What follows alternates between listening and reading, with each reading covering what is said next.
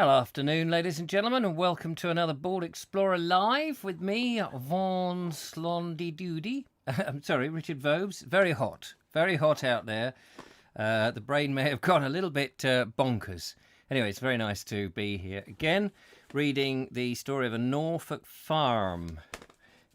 I think it's the highly unlikely story of a Norfolk farm. If anything could go wrong, anything will. That seems to be the message from this. We have managed to get up to part 3, and this part is called Preparation. And we're on chapter 19. It's not quite 4 o'clock here. Just give people a little chance to get over here. Thank you very much if you're just tuning in to the Vobes and thinking. If you've tuned in for the very first time, by the way, and you're watching this, do say hello. It'd be lovely to hear from you. Just as Ma Amory, hi from UAE. Where's the UAE? It's 85 billion degrees in Birmingham. No cooling, sea breeze to cool things off. No, we've got a boiling sea sending in hot steam off the rocks into Worthing, actually. There's no cooling breeze here. I did... my house, fortunately, at the rear of the house is slightly cool, and I had the front door open just to get, some air through. But I had to close it fairly swiftly because it was warming the house up far too much, which is not so good. It's Dubai. Oh, hello from in Dubai to Ma Amri. I don't know if that's how you pronounce your name, but it's very nice. Sean's allotment is here, sat in front of a fan with a cup of tea. I've just had a cup of coffee because I was doing some reading. And hot weather and reading... You're asleep before you know it. And I thought, oh, God, hang on. I've got the show to do. I've got this more reading to do. And I didn't want to be drowsy. So I've just had a stiff coffee, as they say. Hello to Turbo Stream, to Andy English, to Mike Stevens, to Audrey. Hello, Audrey. And to Sean. Said, Sean, I'm watching from inside my freezer. Is it nice and cool inside the freezer? Oh, bless you. Thank you so much for coming along. Dave Woodward, hello from Rustington. You should come and visit Rustington. There's an old hidden cemetery near the back of Aldi with a great deal of old history.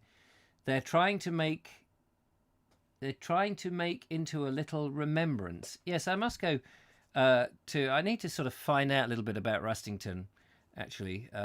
There must be probably a website or a bookshop or something that has some info. That would be good. That would be interesting.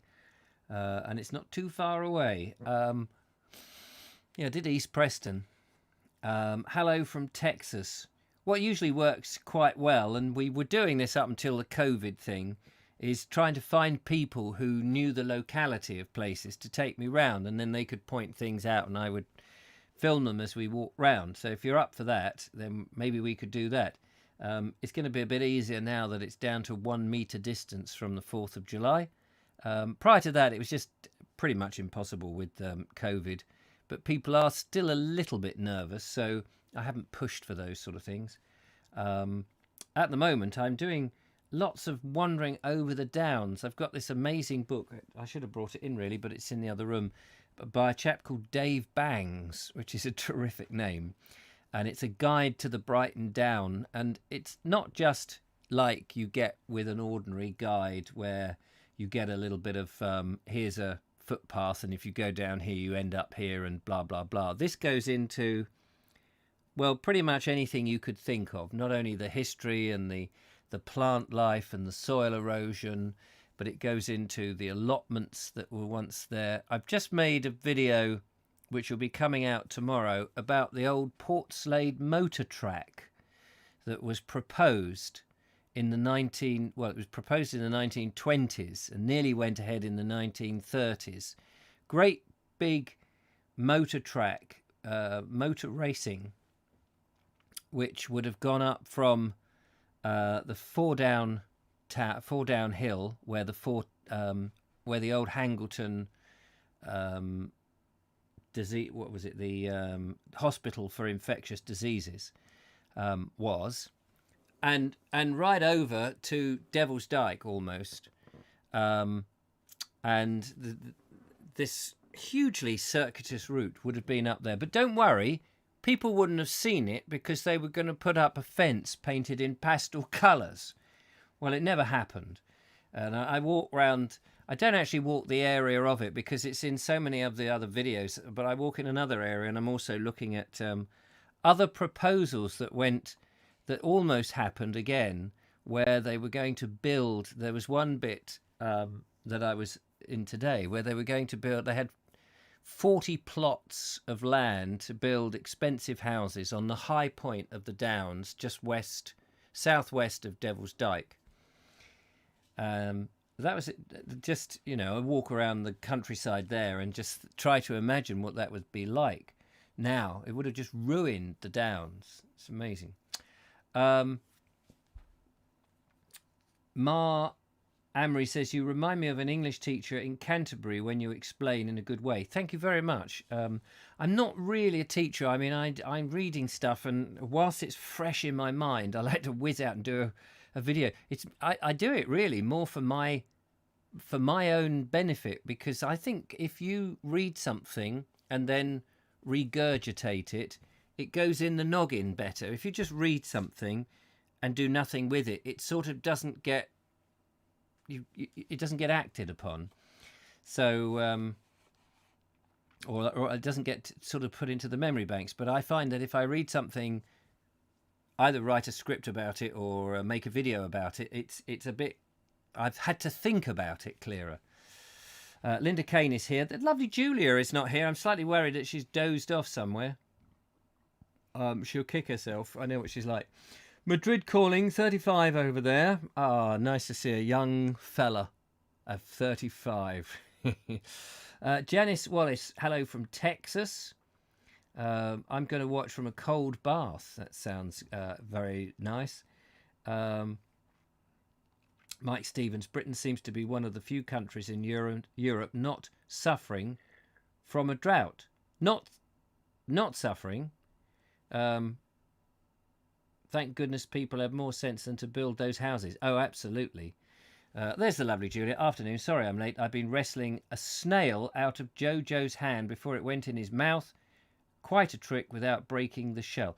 Yes, and I popped into the lovely Julia's on the house on the way through because I was passing her door, and she was in the garden lifting stones and found 3 frogs, a parent frog and 2 little frogs, and she's rehoused them now in the greenhouse.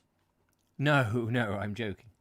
Do you recommend any good places that are abandoned or have history in Worthing, Mr. Jim Jam? Good places that are abandoned. I'll have to think about that. Places that are abandoned. I mean, it's so difficult to find abandoned places now. I'm sweating like a Verb says. Does it look like I'm sweating? It is the sheen of sun cream, I think, on my bonds. Right, shall we get going? Chapter 19. So for those of you tuned in not knowing what this is about, I'm reading a book. We are in chapter 19, so, if this is the first time you've come along, I always think sometimes, you get the notification and go, oh, this bloke's live, I wonder what that's about. But we're halfway through a book. Anyway, we're on chapter 19, the story of a Norfolk farm. I am a melancholy farmer is the heading. On old Michaelmas Day 1937, I became a farmer. At noon on that day, the bankrupt tenant went out, and I was the ingoing man. At 1 minute past noon, I was the occupier of my own farm of 235 acres.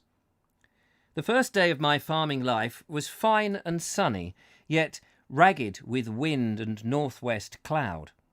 I decided that the next thing to do was to walk around the boundaries. Oh, the thistles of past harvest! The steep field, called Hilly Peace, had been like a silver lake, with the massed cardoons among the stunted barley. 4 or 5 coombe of the mouse-eared barley an acre was all it had yield, the labourers had reckoned. Years ago it had produced 14 or 15. I told myself I would grow 16 sacks as I hastened across the stubby field. It was not a pleasing sight.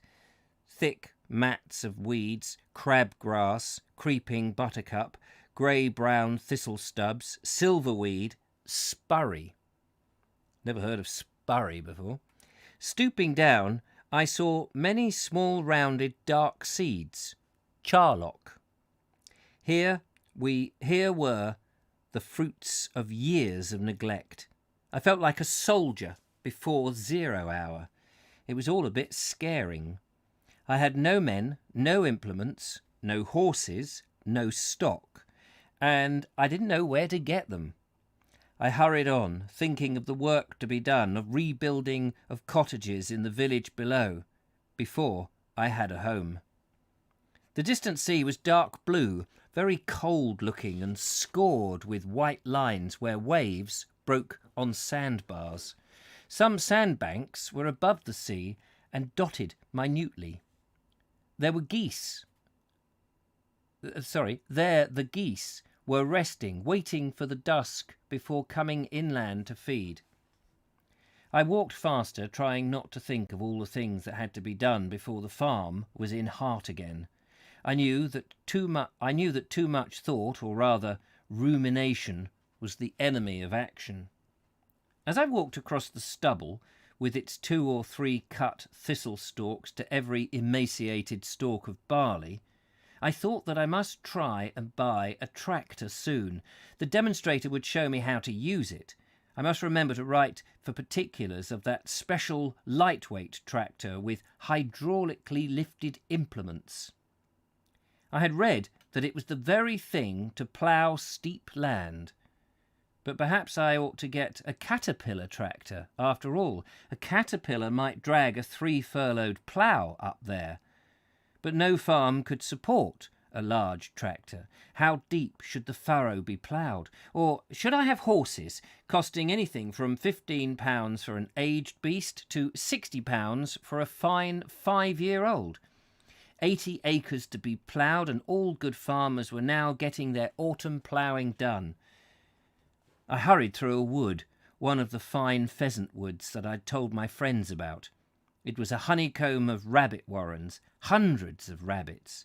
Farming was a business. A farmer was fortunate if he got 5% return on his capital each year. With, say, £2,000 as capital, eventually, if I wrote a successful book, that meant £100 profit a year. 2 horses badly bought, 1 field wrongly done, 5 cows getting disease, any one of a score of things like that, and no profit. A dozen mistakes, a bad season following a bad season, and no capital remaining. Horse dealers were notoriously sharp people to deal with. Greasy heel I could easily detect, since all the summer a mare with her foal had been grazing on Castle Hills. The mare's near hind fetlock had been a swelled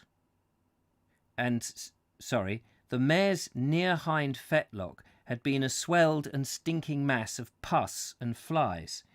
We felt sick whenever the wind blew towards us from the poor creature. No one seemed to care. The farmer had come only occasionally to the farm to collect eggs.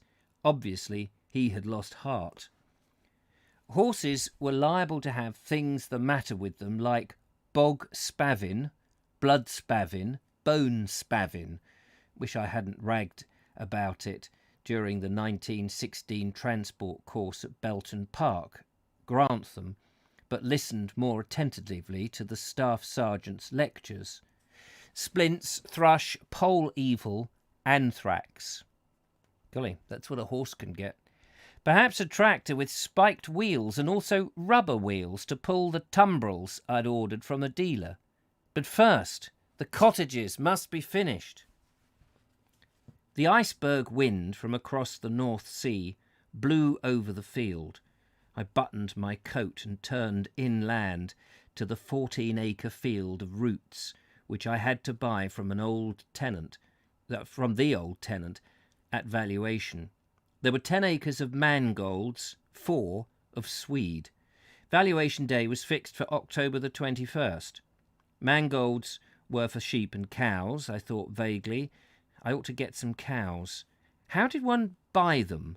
Another ignorant thought. I must find a good dealer.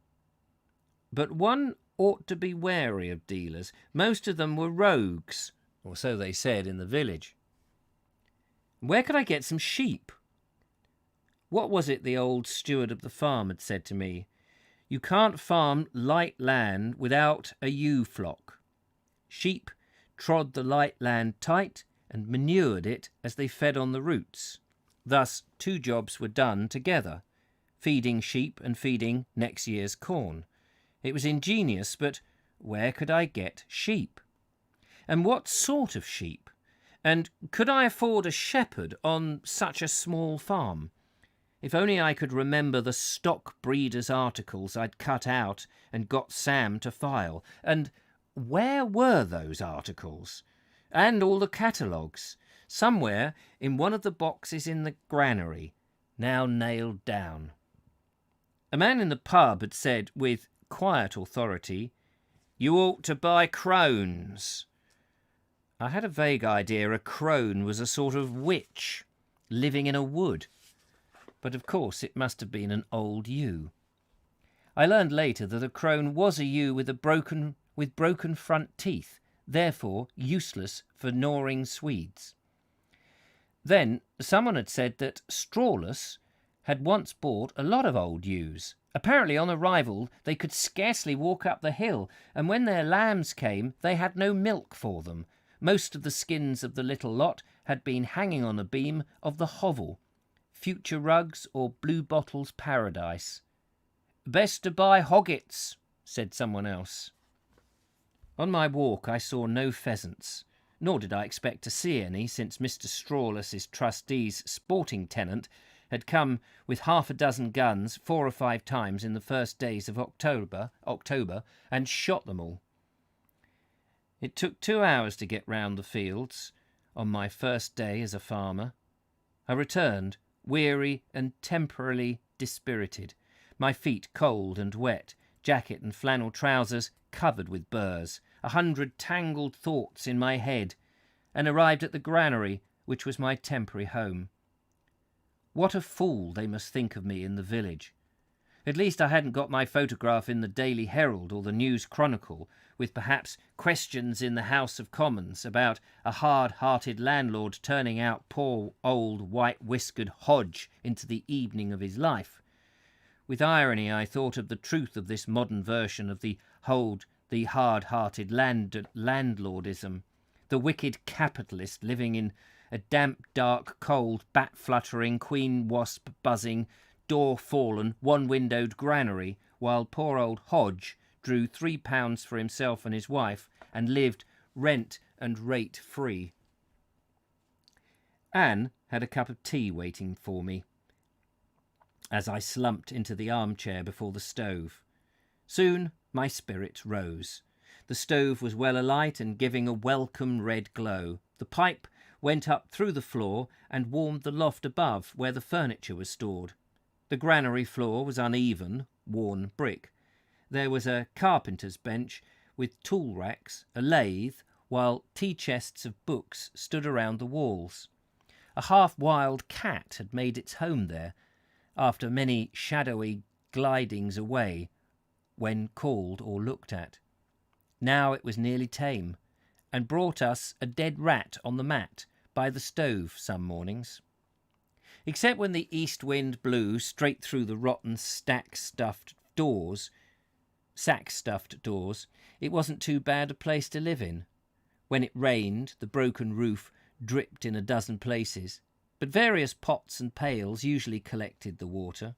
Sleet, however, drove through the tiles and covered everything, and the wind flapped the papers on my table. Anne couldn't bear the cold. Her face often was set and white. The weeks went on, and it seemed that the cottages would never be finished. The workmen were making a job for themselves, of course, and I could do nothing about it, except write half the night to pay the wages. And that was chapter 19. Can't remember what that was called. Right. Hello, Bill. Oh, you all right? Yes, I'm just doing a live show. Sorry. My son's just popped in. How are we doing over here? I've got all of the aforementioned maladies. Oh dear. He has a knackered truck, a dilapidated cottages, needs to make a road, and now he's thinking of buying a tractor. I know this is and what does it? That was TurboStream, and Morton Lewis says the guy is a perennial optimist. Yeah, it's I know, it's just absolutely staggering. Ewes ought to be sheep. Hodge was a member of Antifa. Good riddance.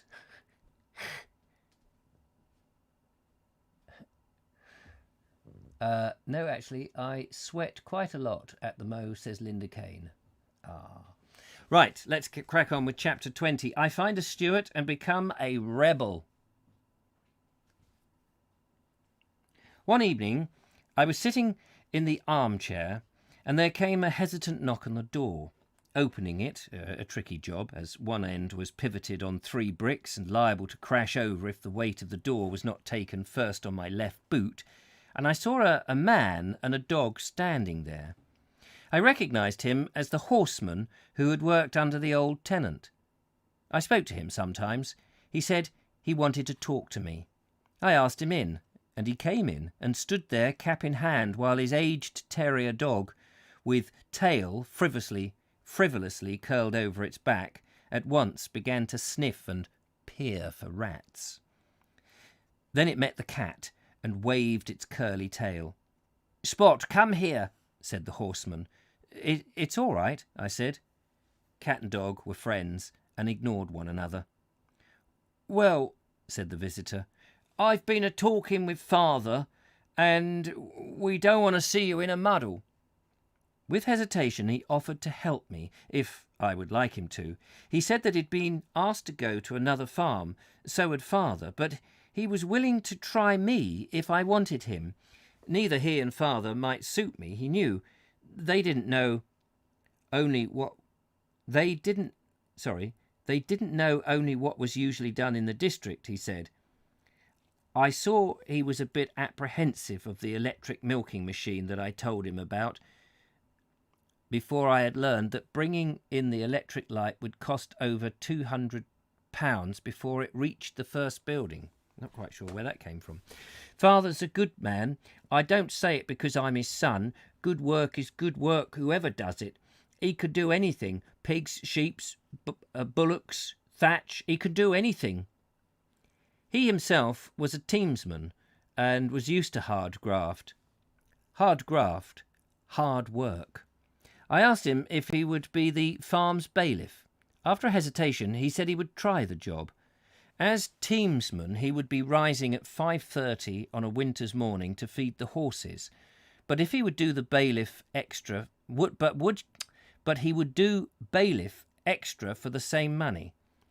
"I won't see you in a muddle," he said earnestly, while the aged, glister-eyed terrier gave a raucous bark and stared up at my face. Finding no rats, his eager nature had smelled rabbit cooking in the pot.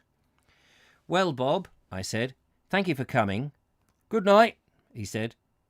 When he had gone, I danced with Anne to a tune from the portable radio and opened a bottle of sherry. I had found my man Friday.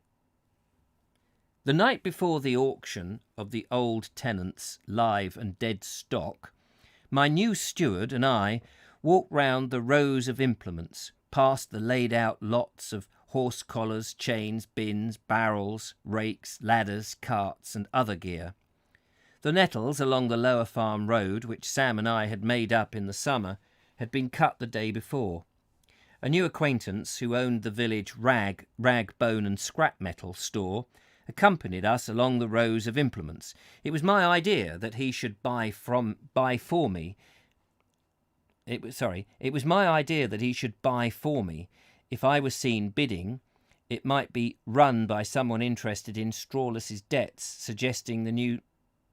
I don't understand what that is. It was my idea that he should buy for me. If I was seen bidding, I might be run by someone interested in Strawless's debts, suggested the new steward. The steward and I decided on the prices that he should bid for the various items we required. On a catalogue, I wrote down the sums he was asked not to exceed. If the bidding went above them, I said I would do my own bidding if necessary. I thought that this was clear and returned to the granary, being behind with my writing. Also, I had to examine and compare prices of new implements in the catalogues.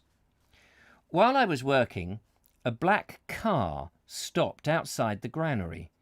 The chauffeur opened the door and a woman got out and said that she was Lady Soon, and having read my articles, she had found the spirit of them was so creative in accord with what she and her friends believed that she had come to beg me to consider joining her movement. My visitor, who said that people had been Norfolk for generations... My visitor, who said her people had been Norfolk for generations, was so fervent that I felt laggingly ungracious in my reply that I was useless for any big creative effort, an exhausted man. "Oh, but we do need your help," she replied. "The country needs all men of good will. The land neglected, labourers leaving the land, unemployment a national disgrace. The old parties are tired and useless. I know. I used to be a chairman of the Conservative Party, but they maddened me. They just talked, and they never did anything. Won't you help?" Then, looking at me straightly, "I believe I've found the man we're looking for." I thought of the undone cottages, the departure of Sam, the capital I must earn by overwork and continual work all day, half the night, never stopping, if the farm was to be a success. Of what use would I be as a speaker, leaving the granary with a divided personality, torn by doubts and fears of the task that I had assumed so rationally, and even then was continuing in such an irregular manner? "Won't you give us your help?" said Lady Soon, smiling her head on one side expectantly. Every reason was against my taking on more work. We smiled at one another. "May I write and tell you?" "Do."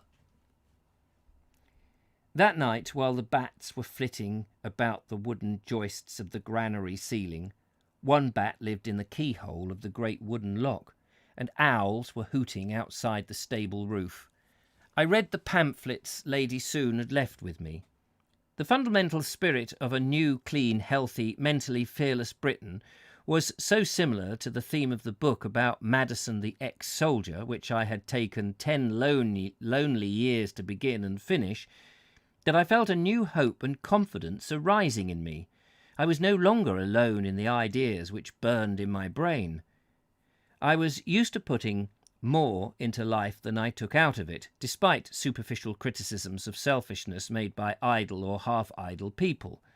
I would put more into farming than I would get out of it, and be called a fool by idlers and grabbers who got more out of life than they were prepared to give. Personal loss would come if it were known that I had joined this political party. But that was nothing. The only thing that worried me was, could I be of use as I was? Britain needed new leadership, otherwise the future would hold only disaster. The present system was ruining the land and the people, and they were Britain. The present system was a price-cutting, get-profit-anywhere, anyhow system made by townsmen who cared little or nothing for the soil and the people. A nation that, as neglected its soil, neglected its soul, and its people would perish. The alternatives of our age are heroism or oblivion. We came from the soil, the earth that bore and shaped us. We returned to the earth after each man his journey. That night I wrote to Lady Soon, requesting the honour of membership of her party. And that was chapter 20.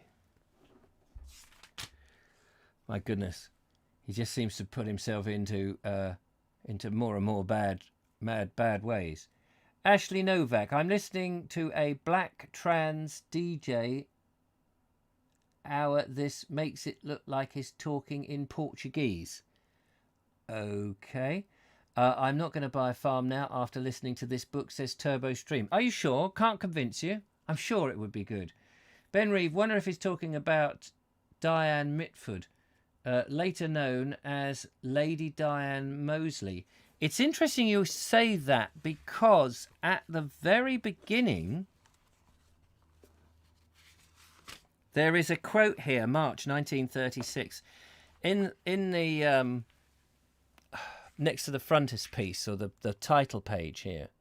You see it down here. There's two quotes. And the second quote down the bottom is, "We count it a privilege to live in an age when England demands that great things shall be done, a privilege to be of the generation which learns to say what we can give instead of what we can take. For thus our generation learns that there are greater things than slothful ease, greater things than safety, more terrible things than death." Who said that?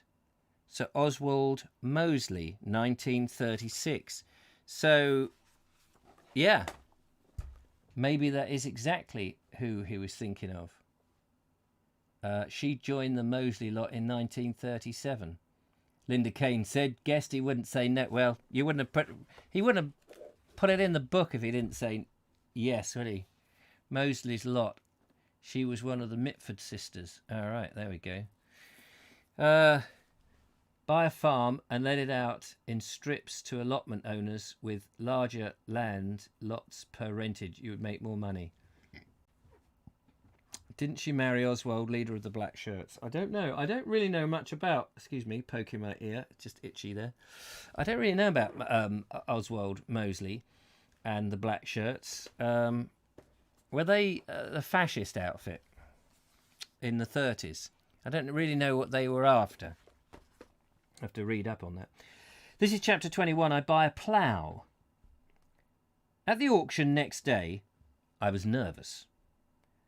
Had someone marked me down as a mug to be run, as the steward had suggested?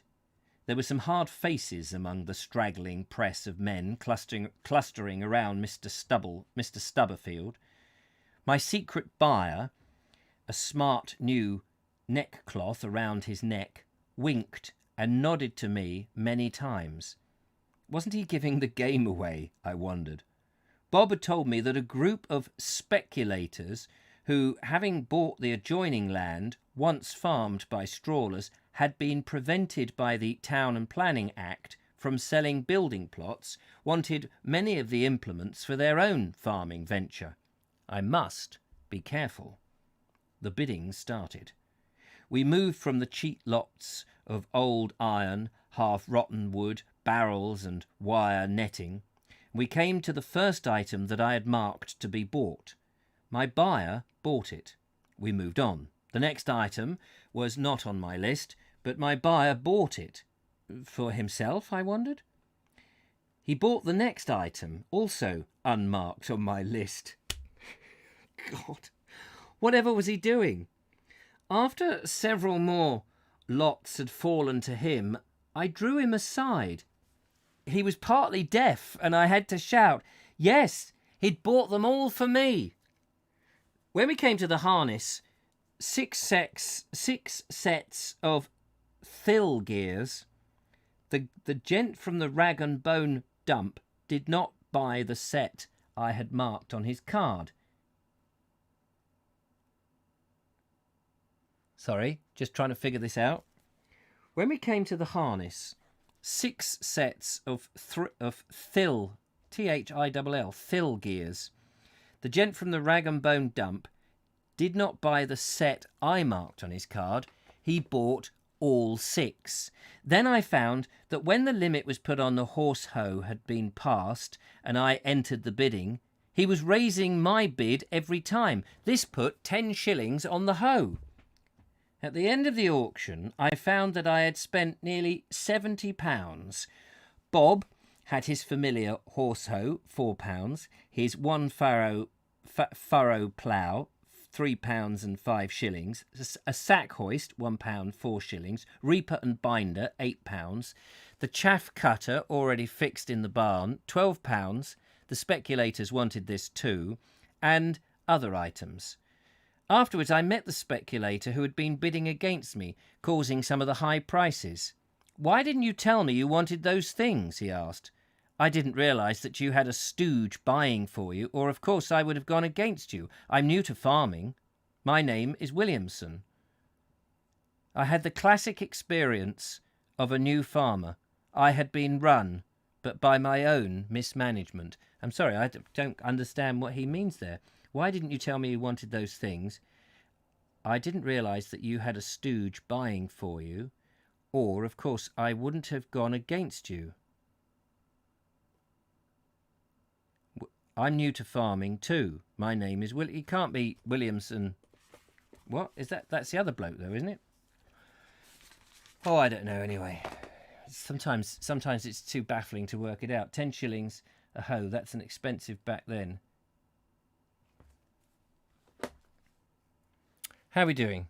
It's only past. I feel like I've been reading. These are now a number of short chapters. So let's see how we go. This is chapter 22. Life in a Granary. Though it was generally hard work and no play, yet sometimes we did go out, driving through unfamiliar dark lanes to a cinema in one or another of the local towns. 3 times during that winter we went to the new political party meeting with Lady Soon and a few supporters. Lady Soon had a car with a microphone beside a platform on the top of it. It was a strange feeling addressing the stars and the flint brick walls of almost empty squares and dead-end streets. I felt the hollowness of myself on those occasions, but always the fervour and enthusiasm of Lady Soon was inspiring. She was so much in earnest, and yet we appeared to be getting nowhere. For that reason alone, I determined to help her in what small limited way I could. Anne and I were not the only living things in the granary. One evening, just as the candle flame was drawing up after lighting, something fell with a flop beside the wick, and I looked up from the ledger and saw a large queen wasp, her wings burning, stinging the blue gas around the wick in a fury of pain and defence. Slowly the body relaxed from the last curve, the grease dulled the yellow bars, the wings spluttered as they burned, and life went out of the small, passionate body. The candle flame burned upright and steady, and I went on with my work. Some time later I was writing. 2 mice ran over my feet, one following the other, and over my shoes. The year before, when I had looked over the farm with Mr. Barkway, hundreds of rabbit skins were nailed on the beams overhead. Now the nails were rusty and some slightly furry. I watched one of the mice climbing methodically from nail to nail, gathering the scanty grey hairs for her winter nest. I hoped she was not making it in one of the boxes of first editions and manuscripts down below stairs. The river outside moved seaward silently, glimmering with stars and the wake of wildfowl when I went down to wash. After the first few weeks, the moorhens lost fear of me. One was lame and used to hop so fast to the water when she saw me coming that she often fell over. Later she hid behind a clump of old nettles and even preened herself as I scooped water in the bowl and washed my hands, only a few feet away. The wasp lay an hour or more in the grease of the candle, unburned save for the wings. The body lay below the flame subsiding with the wick. She was the 17th queen to perish in the granary in 1 week. Sometimes I wrote, sometimes as I wrote, minute showers of wood dust or frass fell on the paper. Up above, the ceaseless tunnelling of death watch beetle went on. Occasionally I heard the grubs ticking like a watch, 17 or 19 times usually, though it was hard to count. The grubs knocked with their heads when thrusting out the frass from the holes. The beam was like a miniature rabbit burrow in sand. Even the immense beams in the great barn, made from lengths of the mast of an old schooner, were riddled. I had 3 40-gallon drums of creosote standing in the hovel, ready for treating all the woodwork of the buildings. One day. Abruptly the candle guttered, the wick fell, the flame turned blue, and it was dark, and I sat still, waiting for the opaque darkness to clarify to a deep blue dusk. Outside, waterfowl splashed, and there was a low, reedy noise of a wild duck. I saw a star flashing through a chink in the tiles. Could it be Betelgeuse in Orion, arising again to tell the coming of winter? For only yesterday, it seemed, I was lying in the lorry that night on the way to Gravesend Ferry and thinking of all that would have been achieved before the winter stars rose again over the night's horizon. A pheasant grated as it flew away, up there on the hillside. What was disturbing him? Poachers? Surely not, with the leaves still on the trees. A fox? One had not been seen in Norfolk for years, I was told. Yet I thought I'd seen one while camping among the pine trees, a ruddy brown movement, vanishing instantly. Or had it been a brown dog in the hedge? The next year we found the fox droppings, grey fur and splintered rabbit's bones and blue beetle wing cases on Hilly Peace, an old dog fox living solitary. The first hoodie crows arrived in the woods, having crossed the sea from the spruce forests of Norway. In the village they called the grey crow a Denchman, said to be a corruption of Danishman. Blue eyes and fair hair of many of the Norfolk children tell today that not all the Danish, German and Dutch invaders of the past were killed on arrival. The cunning old hoodie crow, the Denchman, sits on the sheep bridge rails of the marshes and looks around him for food. He eats anything, though through glasses I saw one flapping after a small bird in a withered sea lavender bush growing above the mud guts. Perhaps it was a migrant robin or a siskin, or one of the lesser wading birds which had been wounded by shot from some fowling piece. I saw flapping dark wings and a beak hammering down. Then the Denchman was standing on its prey, pulling away beakfuls and swallowing. Many birds were arriving from across the sea. They came in 2s and 3s and in little flights of straggling flocks. All of them flew a few feet above the waves. They were tired, some were exhausted. There was no following north-east wind to aid them.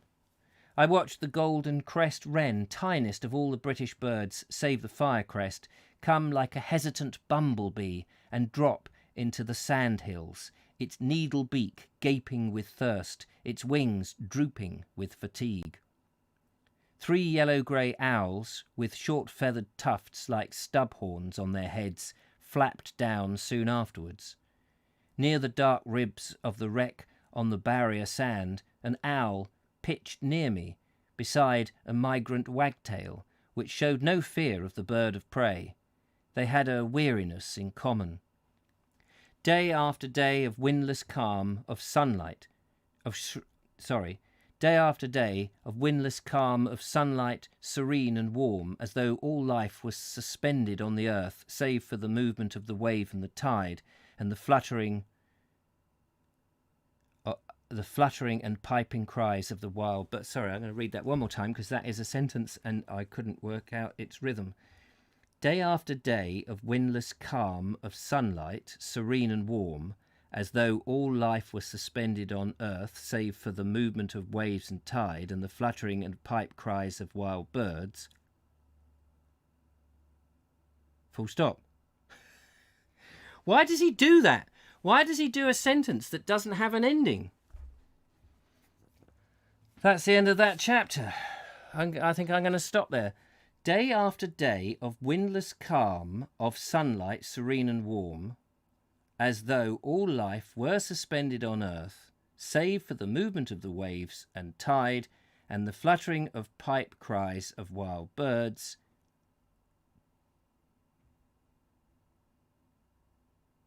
I think he means it was.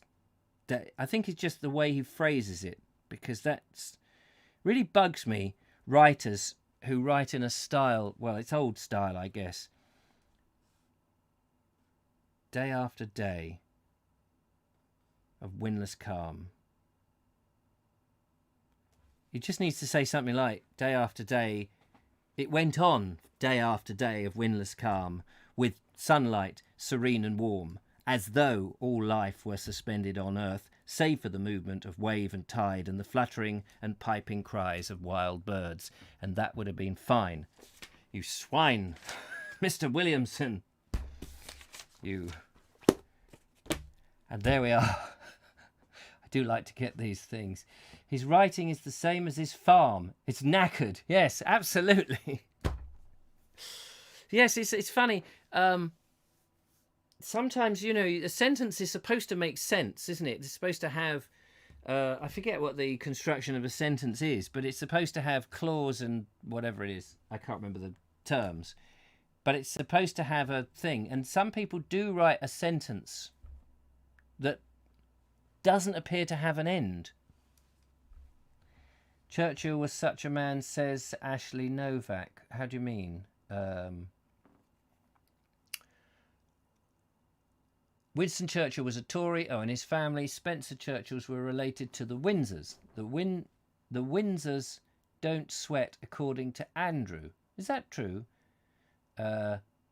Ashley Novak, Winston Churchill probably was Antifa. No, of course he wasn't. That was the most ridiculous thing. Message deleted. Yes, yes, absolutely. Ed Loud, afternoon. Missed all the first half. Will listen back in a while. Thanks for reading, Richard. Always a pleasure to listen. Thank you very much, Ed.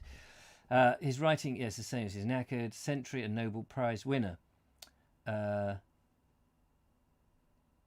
Nobel, who? Henry Williamson. Save from is the turning point there. Save from is the turning point there. No idea what you mean.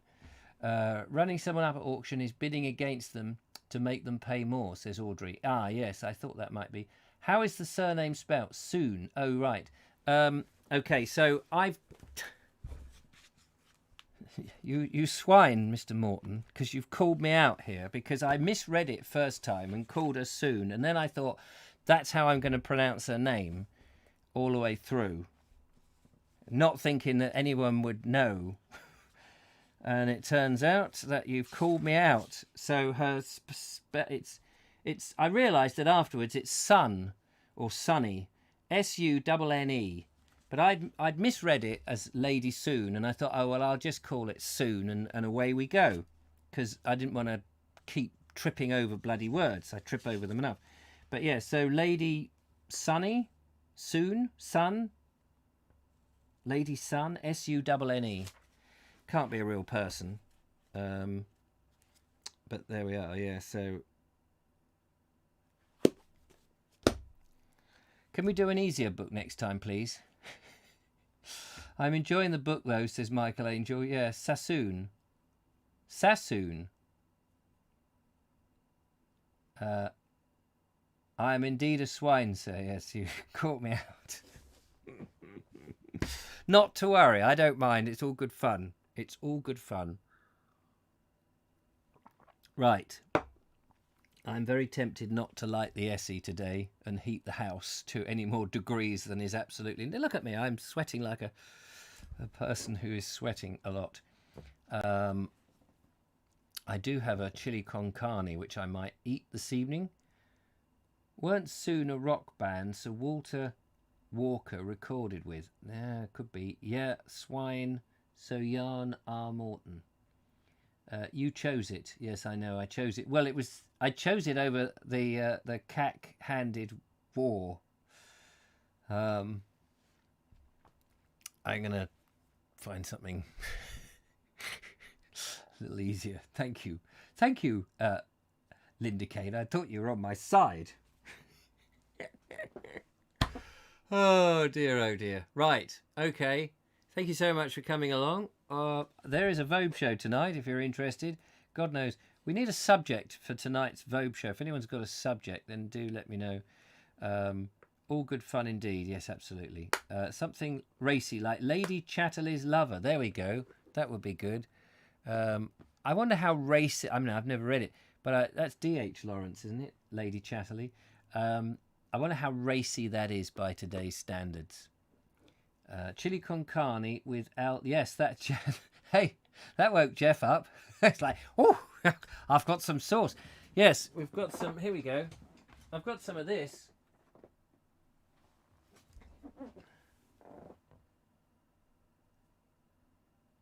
Tapatio, whatever it's called. El Pato sauce. Yes. Oh, that's hot sauce. You know, because I feel I'm not sweating enough. Oh, why isn't that fitting on there? There we go. Or some of this. There's that one.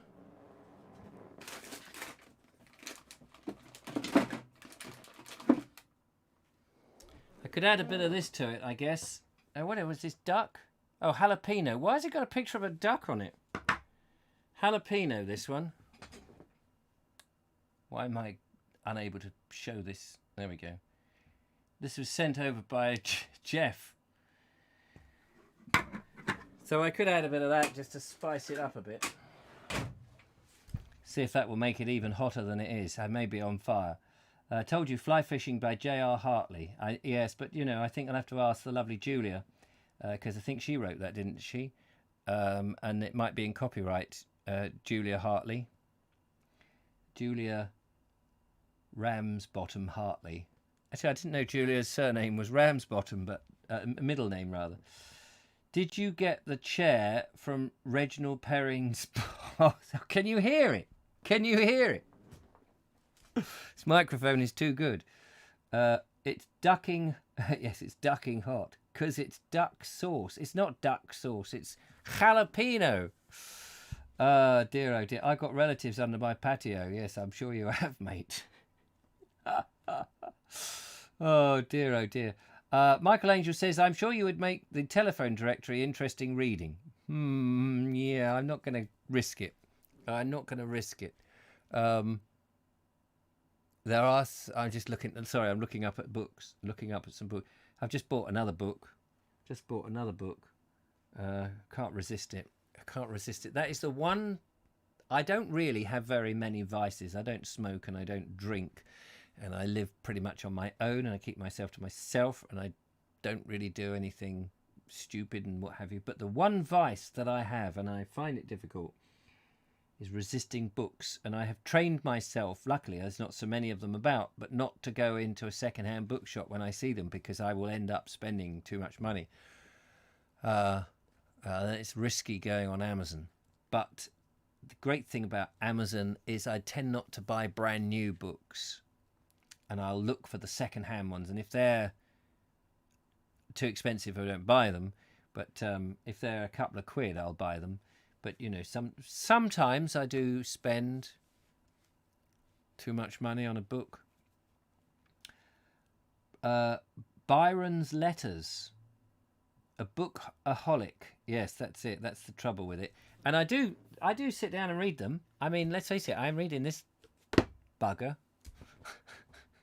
Might not. I think I've got another book by Henry Williamson. I bought two at the same time, you know, because you get on Amazon, don't you? And you're just like, oh, another one by him. How much is that? £3 plus postage? Yeah, go on then, I'll have that. And I don't know what I've done with that one. I do try to read them. Anyway, bibliophilia. That sounds a bit dodgy. The great thing is if I run out of wood, for the essay, I can always chuck a book on. Get it going. Anyway, better go. Thank you very much. Nice to talk to you. He's in his filing cabinet again. Yes, I keep everything in there. You could open a second-hand bookshop, Vobes of Worthing. Well, I don't want it. I can't part with them, but I must leave them in my will to say you can't dump them because they're probably worth. Some of them might be worth something. Certainly flog them again. There's some good ones here, like what is that? Pack Men Carriers and Pack Horse Roads. Yeah. There's some titles there that really get you excited, like Discovering Hedgerows and English Manor Houses. But we've got better ones over here. PreReformation England. If you want to read a nice old 1940s. Cracking one. Something for the bedtime reading. A nice old dusty tome like this.